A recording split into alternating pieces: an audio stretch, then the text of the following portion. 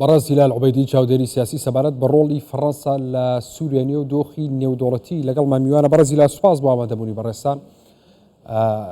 فەڕەنسا پاشخانێکی مێژووی لە سووریا هەیە و بە دایکی و داتاشەری وڵاتەکە دائەنرێ. فەڕەنسا ڕۆڵی چی دەبێت لە داهاتووی سووریای نوێدا؟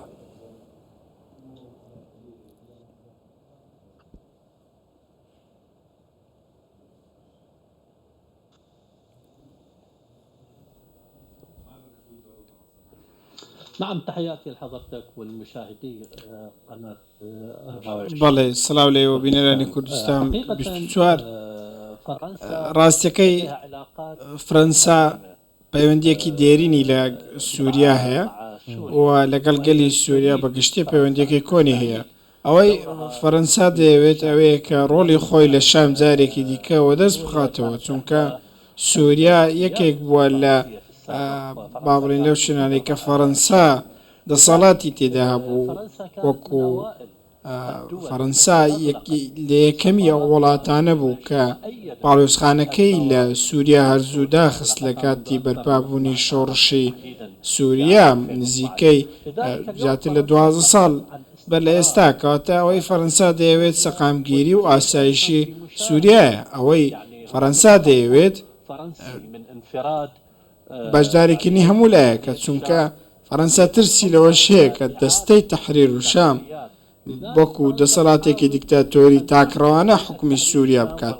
هەموو هەوڵێکیان بۆ ئاراستەیە کە ئەوانەی ئێستا دەسەڵاتیان لە دەستە لە سووریا کە هەموو پێکاتەکان بەشداری لە دەسەڵات بکەن لە کورد، لە عەلەوی، لە دروز، لە پێکاتەکانی دیکەی، لە عەرەب و لە کورد، وەکو گوتم لە هەموو پێکاتەکان بەیەکەوە بتوان بەرەیەکی نیشتیمانی پێک بێنن، بەرەیەک کە لەسەر بنەمای هاوڵاتی بوون حکمی سووریا بکەن، نەک لەسەر بنەمای تایفەیەک یاخود حەزبێکی دیاریکراو یاخود وەکەوەی لە هەندێک لە پارتی ئیسلامی دەردەکەوێت. بۆیە پێویستە ئەوانەی ئەمڕۆ لە سووریان ئاراستەیەکی ڕوون هەڵبژێرن. وەکو هەموو لایەک دەزانن کۆبوونەوەیەک لە مانگی یەنایر دەکرێت. ئەو کۆبوونەوەیە بڕیارە وڵاتانی عەرەبی لە خۆ بگرێت، سووریایەکانیش تێیدا بەشدارن لەگەڵ وڵاتانی خۆرئاوایی و تورکیا و هەندێک وڵاتانی دیکە. بڕیارە لەو کۆبوونەوەیە کە لە پاریس دەبەسترێت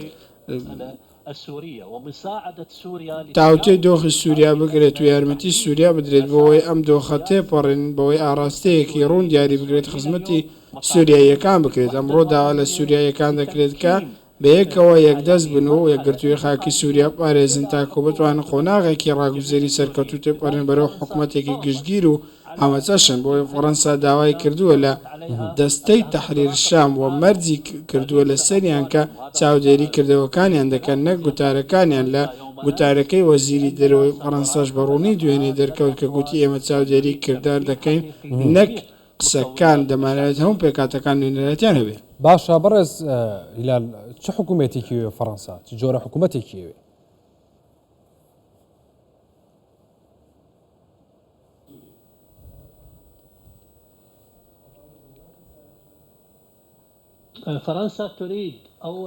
فەڕەنسا بەر لە هەموو شتێک حکوومەتێکی دەوێت کە حکوومەتێکی هەمەلایەنە بێت، هەموو پێکاتەکان لە خۆ بگرێت، هەموو نوێنەرایەتێک هەموو لایەنەکان و چینەکان نوێنەرایەتیان هەبێت، پێکاتەکان ئافرەت و لایەنە جیاوازەکان. ئەوەی فەڕەنسا دەیەوێت حکوومەتێکی نیشتیمانی، حکوومەتێکە کە لە پاڵتۆی تیرۆر و هەندێک ڕێکخراوی ئیسلامی بێنە دەرەوە بێت بە دەوڵەتێکی مەدەنی و بە تایبەتیش پێویستە هەندێک جیهادی کە ئێستا لە نێو سووریان فەڕەنسا داوای کردوون دەبێت ئەوانەش ڕادەست بکات.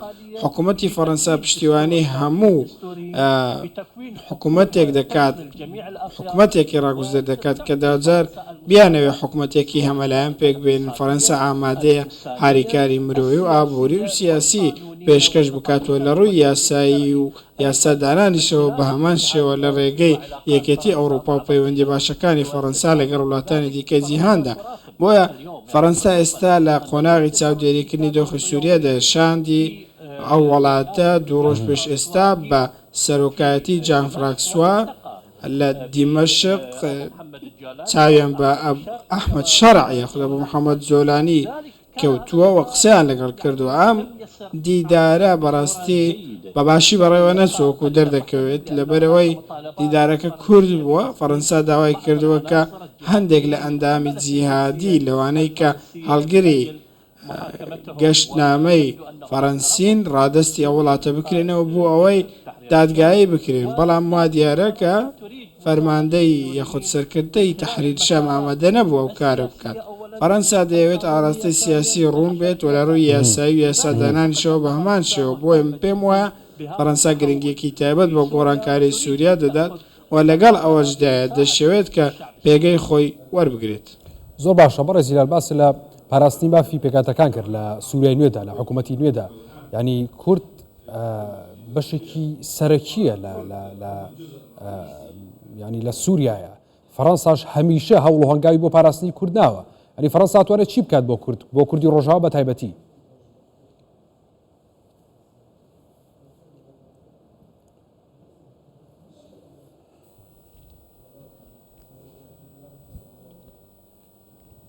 يعني علاقة فرنسا حتى مع الإقليم پەیوەندی بەڕاستی فەڕەنسا لەگەڵ هەرێمی کوردستان وەکو کورد پەیوەندێکی زۆر باشە نوێنەرایەتیان لە فەڕەنسا هەیە و پەیوەندێکی زۆر باشیان هەیە لەگەڵ تەواوی با بڵێن چینە دەسەڵاتدارەکانی فەڕەنسا دەیەوێت پەیوەندی نەک با بڵێن بابەتەکە پەیوەست بێت لە وەک پێکاتی کوردی لە سووریە بەڵکو دەیەوێت هەموو پێکاتەکان مافیان پارێزرابێت بیرمان نەچێت کە دروز و عەلاوی و پێکاتی دیکەشان بەشێک لە سووریەکان شیعان و ئەوانی دیکە سونەن کەواتە فەڕەنسا دەیەوێت ئەم حکوومەتێکی هەمەلایەنە بێت ئەو هەموو ئەو پێکاتانە بتوان نوێنەرایەتێکی یاساییان هەبێت لە حکوومەتدا فەڕەنسا دەیەوێت دڵنیا بێتەوە لەوەی کە سەرکەوتوو دەبێت لەوەی هێزەکانی هەسەدە بە نمونە و هێزەکانی دیکە خودگروپە چەکدارەکانی دیکە کە چوونەتە دیمەشق و دەسەڵاتیان گرتووەتە دەست